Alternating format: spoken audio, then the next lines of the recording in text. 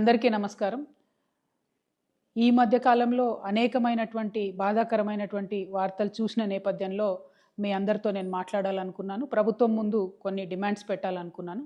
ప్రధానంగా స్వర్ణకార వృత్తిలో ఉన్నటువంటి అనేక మంది ఆత్మహత్యలకు సంబంధించినటువంటి అంశాలు ఈ మధ్య పత్రికలలో, టీవీ ఛానల్లో చూసి చాలా బాధపడుతూ వచ్చాము. వాస్తవానికి విశ్వకర్మలందరూ వారి చేతి వృత్తులన్నీ కూడా తెలంగాణకే కాదు యావత్ భారతదేశానికి ఊపిరిపోసినటువంటి వృత్తి పనులు ఇవన్నీ కూడా. అవన్నీ నెమ్మదిగా కార్పొరేట్ సంస్థలు వచ్చిన తర్వాత మరి మరుగున పడుతూ వచ్చినటువంటి విషయం మనందరం కూడా గమనిస్తున్నాము.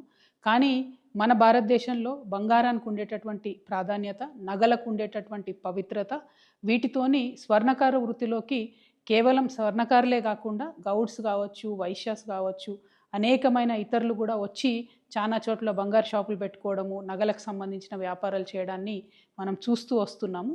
అయితే పెద్ద పెద్ద సంస్థలు, మలబార్ లాంటి సంస్థలు, ఇంకోటి పెద్ద పెద్ద సంస్థలు వచ్చినటువంటి నేపథ్యంలో, రెడీమేడ్ షాపులు వచ్చినటువంటి నేపథ్యంలో స్వర్ణకారులకు వారి జీవనము నడవడమే ఇబ్బందిగా జరుగుతున్నటువంటి పరిస్థితిని కూడా మనం గమనిస్తున్నాం. అయినా ఒక మహిళగా ఒక మెట్టెలు చేయించాలన్నా, ఒక మంగళసూత్రం చేయించాలన్నా మనం ఇప్పటికి కూడా స్వర్ణకారుల దగ్గరికే పోతాం తప్పితే బంగారం షాపుకి పోయి కొనుక్కోవాలని అనుకోము. కాబట్టి ఇంత పవిత్రమైనటువంటి వృత్తి, ఆ వృత్తి చేసేటటువంటి వారందరినీ, వారి కుటుంబాలని కాపాడుకోవాల్సినటువంటి బాధ్యత మనందరి మీద కూడా ఉన్నది. ముందుగా స్వర్ణకారుల మిత్రులందరినీ కూడా నేను కోరుతా ఉన్నాను, ఏ సమస్య కూడా జయించలేనిది కాదు. మనందరం కలిసికట్టుగా ఉండి జయిద్దాం. దానికి సంబంధించి మీరు మనసు బాధపట్టుకోకండి, ఆత్మహత్యలకు మాత్రం మీరు వెళ్ళొద్దండి. సైనైడే ఇవాళ పెరగన్నమయ్యేటటువంటి పరిస్థితి మరి స్వర్ణకారుల విషయంలో జరుగుతున్నది. చాలా బాధాకరంగా ఉన్నది. మీ అందరినీ నేను రిక్వెస్ట్ చేస్తూ ఉన్నాను. నేను ఎంపీగా ఉన్నప్పుడు మా నిజామాబాద్ జిల్లాలో ఈ యాక్ట్ 411 ఏదైతే ఉందో అది పెట్టకుండా దొంగ బంగారం కేసులో ఈ స్వర్ణకార వృత్తులు చేసేటటువంటి వాళ్ళను పోలీసులు ఇబ్బంది పెట్టకుండా నా వంతు ప్రయత్నం నేను ఆనాడు చేయడం జరిగింది.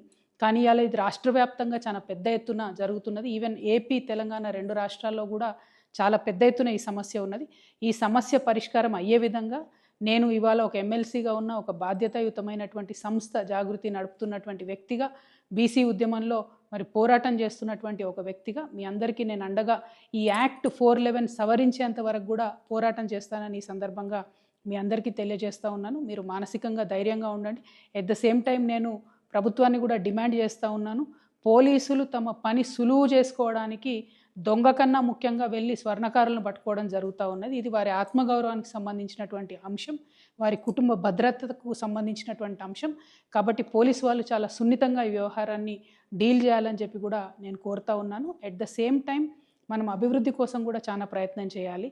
కాంగ్రెస్ పార్టీ కామారెడ్డి డిక్లరేషన్లో వృత్తి పనిదారులందరికీ కూడా ప్రతి జిల్లా హెడ్ క్వార్టర్లో 5 ఎకరాల స్థలం ఇచ్చి షాపింగ్ మాల్స్ కట్టిస్తామని చెప్పడం జరిగింది. అట్లానే పర్టికులర్లీ స్వర్ణకారులకు సంబంధించి అనేకమైన స్కీమ్స్ ఇస్తామని చెప్పడం జరిగింది. ఆ స్కీమ్స్ అమల్లోకి తీసుకొచ్చినట్టయితే మన స్వర్ణకారుల బిడ్డలు కూడా కార్పొరేట్ సంస్థలకు తీసిపోని విధంగా ధీటుగా మంచి బ్రాండ్స్ను కూడా నిర్మించేటటువంటి సత్తా ఉన్నవాళ్ళు, సెంటిమెంటలీ మాకు మహిళలందరికీ స్వర్ణకారులే కావాలి కాబట్టి స్వర్ణకారులు చేసే వృత్తిలో ప్రభుత్వం తోడ్పాటు అందించాలని చెప్పి ఈ సందర్భంగా నేను డిమాండ్ చేస్తూ ఉన్నాను. ఎట్ ద సేమ్ టైం ఈ యాక్ట్ 411ని ప్రభుత్వం యొక్క తోడ్పాటుని రెండింటిని సాధించే వరకు కూడా నేను మీతో పోరాటం చేస్తానని మీ సోదరిగా మీ అందరికి కూడా మనవి చేస్తున్నాను. స్వర్ణకార మిత్రులందరికీ కూడా నేను ప్రత్యేకంగా మళ్ళీ మీ సోదరిగా మీకు దండం పెట్టి నేను చెప్తా ఉన్నాను, ఎట్టి పరిస్థితుల్లో ఆత్మహత్య అనేటటువంటిది పరిష్కారం కాదు. మీకేదన్నా చిన్న ఇబ్బంది జరిగినా కూడా ఖచ్చితంగా సోషల్ మీడియానో, నా ఫోన్ నంబరో ఏదో ఒక విధంగా మమ్మల్ని రీచ్ అవ్వండి. పోలీసుల విషయమైనా ఇంకోటైనా తప్పకుండా మీకు అండగా మేము నిలబడతామని చెప్పి తెలియజేస్తూ ఉన్నాను.